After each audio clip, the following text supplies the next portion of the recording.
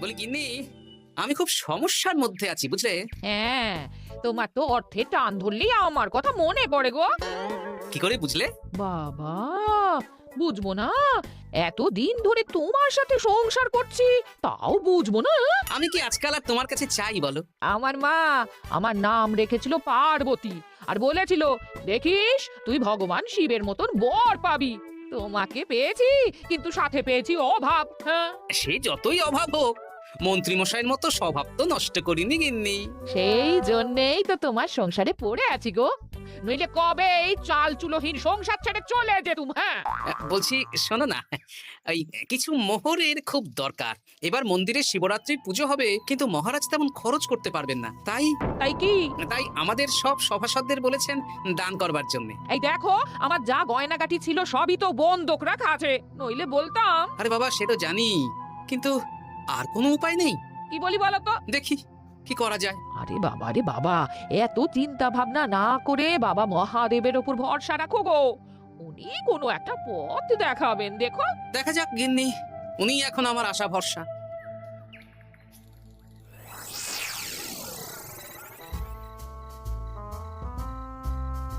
আরে মন্ত্রী মশাই, আপনি তখন থেকে শুধু এদিক ওদিক করছেন কেন বলুন তো? তা কি করব?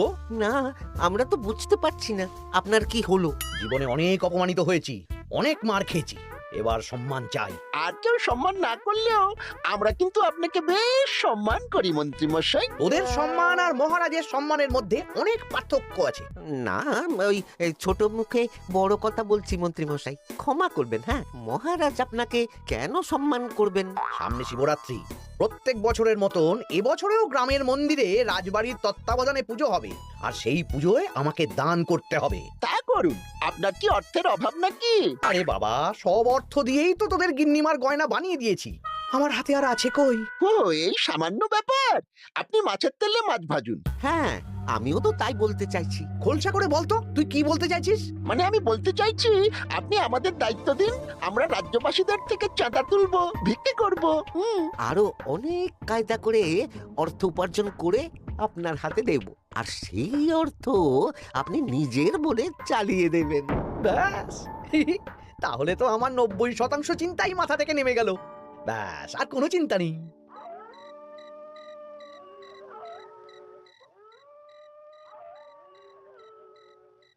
কি গো, এত রাত হয়ে গেল, এখনো ঘুমোচ্ছ না কেন বলো তো? হ্যাঁ, খুব চিন্তা হচ্ছে গো গিন্নি, এখনো বুঝে উঠতে পারিনি যে কি করে দান করব। শুধু অর্থদানই কি দান নাকি গো? শিব ঠাকুর তো আমাদের প্রত্যেকের মধ্যেই রয়েছেন গো। হ্যাঁ, তা তো তিনি আছেন। তুমি বরং ভক্তদের সহযোগিতা করো, পুজোর দিন ভক্তরা দূর থেকে যাতে মন্দিরে আসতে পারে সেই ব্যবস্থা করো, মন্দির প্রাঙ্গণ পরিষ্কার পরিচ্ছন্ন রাখো। হ্যাঁ, ঠিক বলেছো গিন্নি, এটা তুমি ঠিক বলেছো।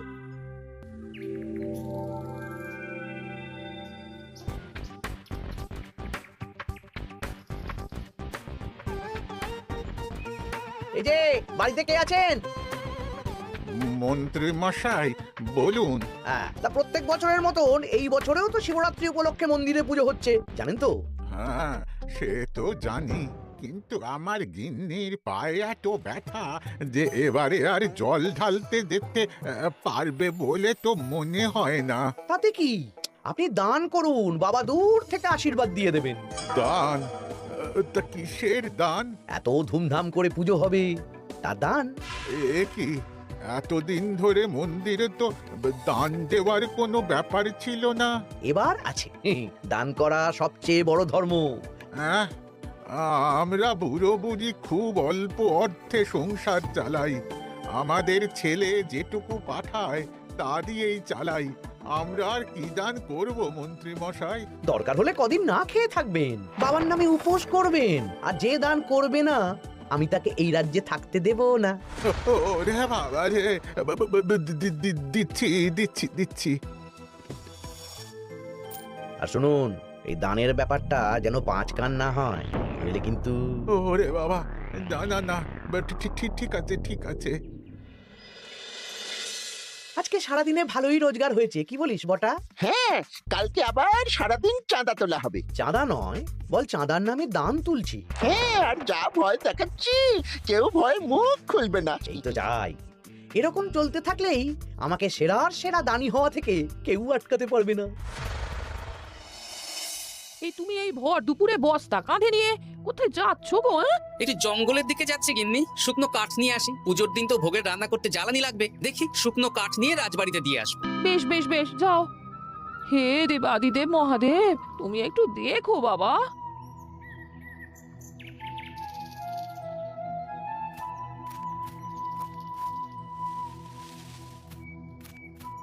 আরে আরে, নগেন খুঁড়ো না, এই সময় কাঠ কুড়োচ্ছ কেন? কি আর করব গোপাল, কাঠ কুড়িয়ে নিয়ে যাচ্ছি, এবার এগুলো হাটে বেচবো। সে কি গো, তোমার ছেলে তো শহরে চাকরি করে বলেছিলে, এ মাসে সে অর্থ পাঠায়নি? সে তো পাঠিয়েছিল বাবা, কিন্তু আর ভাগ্যের পরিহাস, কি বলবো বলো। কি হয়েছে, কোনো সমস্যা নাকি? না না না, সমস্যার কথা জানানো যাবে না, জানালেই আমাদের বিপদ। আরে কি হলো, চুপ কেন? কি গো খুড়ো, কিছু বলো। কাউকে বলবে না তো বাবা? না না, বলো না, আমি কাউকে বলবো না, আমাকে বিশ্বাস করতে পারো। আসলে আজকে সকালে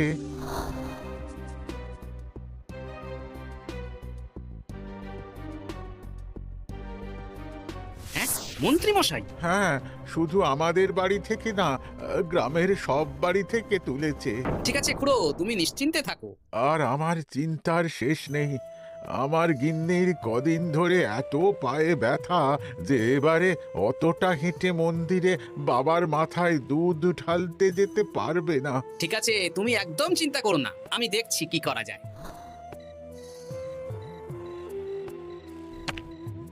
প্রহরী, এটা ভাড়ার ঘরে রেখে দিয়ে এসো, বলো গোপাল দিয়েছে।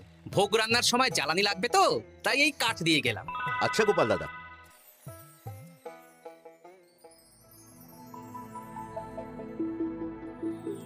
তারপর সবাই কিছু অর্থের যোগান করতে পারলে? মহারাজ, আমি 5 মোহর অর্থ সাহায্য করতে চাই। আমিও 5 মোহর মহারাজ। বেশ, গোপাল। মহারাজ, এখন আমার হাত একদম খালি, তাই আমি অন্যভাবে সহযোগিতা করার চেষ্টা করছি। কিরকম? এই তো গতকাল আমি 1 বস্তা কাঠ দিয়ে গিয়েছি, আজকে আরো দেব। তারপর আগামীকাল মন্দির চত্বর পরিষ্কার করব, আগাছা পরিষ্কার করব, পুজোর দিন ভিড় সামলাবো, যারা দূর থেকে আসবে তাদের একটা গরুর গাড়ি করে নিয়ে আসবো। আচ্ছা বেশ বেশ, কর। মন্ত্রী। মহারাজ, এই নিন,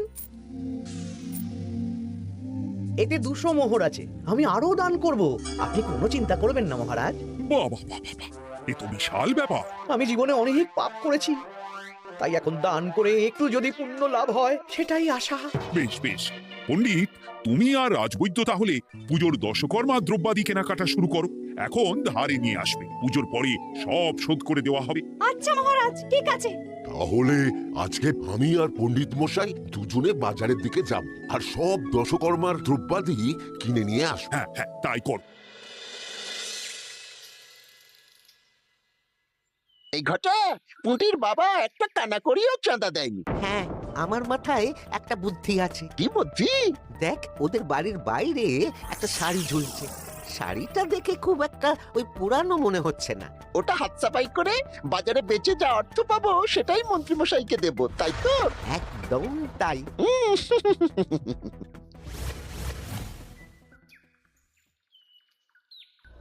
হাই পুটি, দেখ তোদের বাড়ি থেকে বটা ঘটা কাকা শাড়ি চুরি করছে।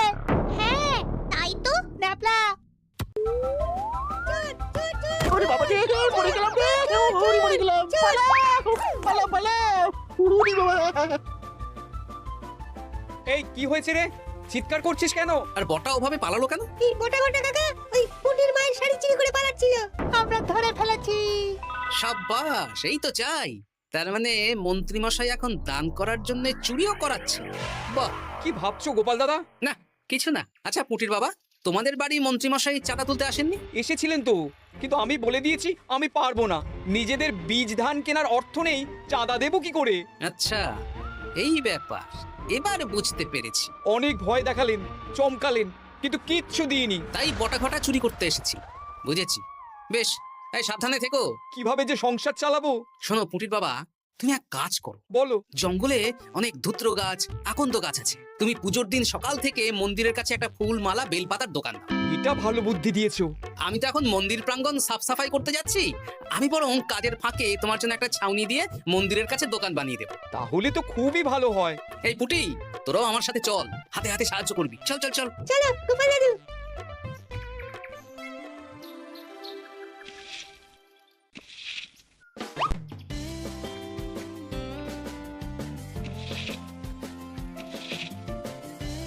দাদু, এই জায়গাটা গর্ত আছে, তাই মাটি নিয়ে এলাম। এই তো বুদ্ধিমান ছেলে, এবার ঢেলে দে।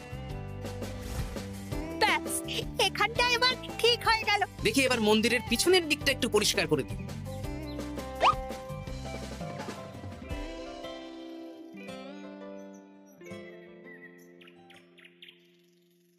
জয় মহাদেব। এ কি, কিসের আওয়াজ হলো? হ্যাঁ দাদু, কিরকম একটা টং করে আওয়াজ হলো। দেখি তো। আরে বাবা, এটা ঘোড়া মনে হচ্ছে। হ্যাঁ তাই তো মনে হচ্ছে। জয় মহাদেব। বের করো বের করো। এই তো।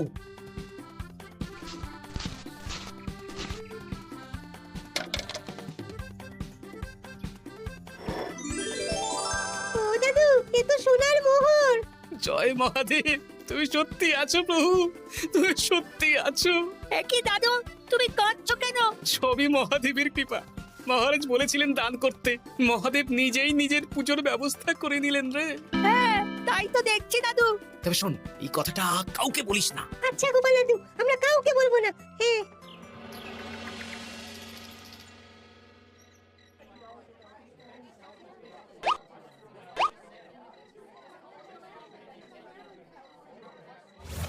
এবার আগামীকাল পুজো।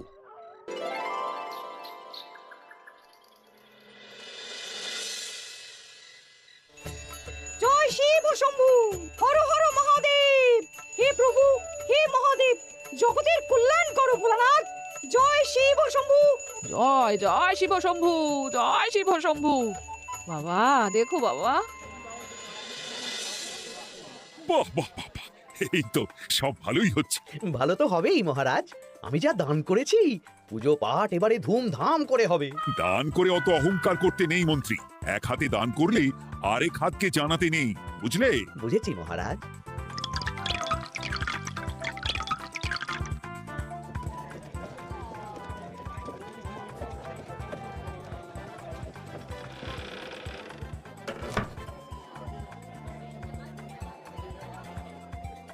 আসুন খুড়িমা, আপনি আসুন।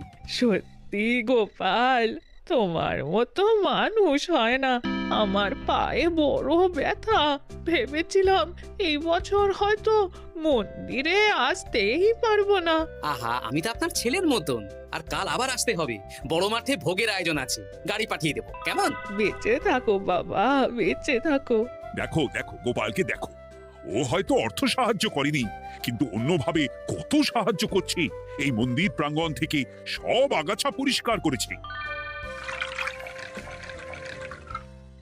মহারাজ, আপনার সাথে কিছু কথা আছে। কি কথা? এখানে বলা যাবে না, যা বলবো আড়ালে। আচ্ছা চল।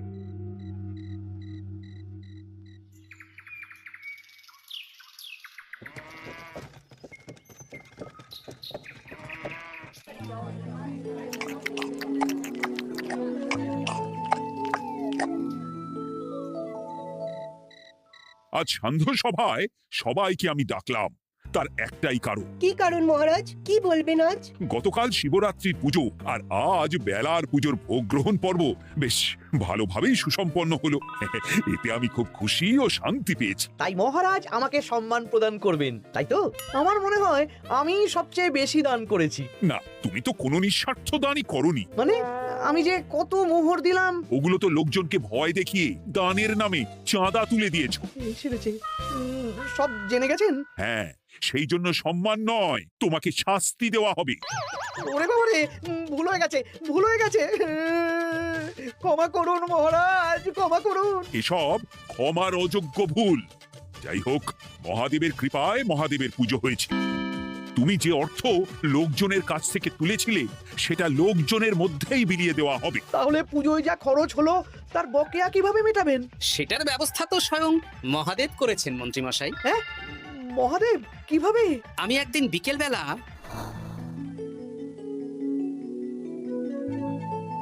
ওরে বাবা, এক ঘোড়া সোনার মোহর। হ্যাঁ, এক ঘোড়া সব মহারাজকে দিয়ে দিয়েছি। আর এই দান সংক্রান্ত যে অর্থ সাম্মানিকের কথা বলেছিলাম তা পাবে গোপাল। ধন্যবাদ মহারাজ। তবে মন্ত্রীমশাই যে অর্থ লোকজনের কাছ থেকে বলপূর্বক তুলেছেন সেটা দিয়ে গরিব চাষি ভাইদের বীজ কেনার অর্থ দান করা হবে। আর মহাদেবের কৃপায় যে এক খড়া মোহর পাওয়া গেছে তা দিয়ে বকেয়া মেটানো হবে। সাবাস গোপাল, সাবাস। এই না হলে আমার গোপাল। সাধু সাধু। আর মন্ত্রীমশাইকে কি করা হবে? ওকে কাল শাস্তি দেওয়া হবে।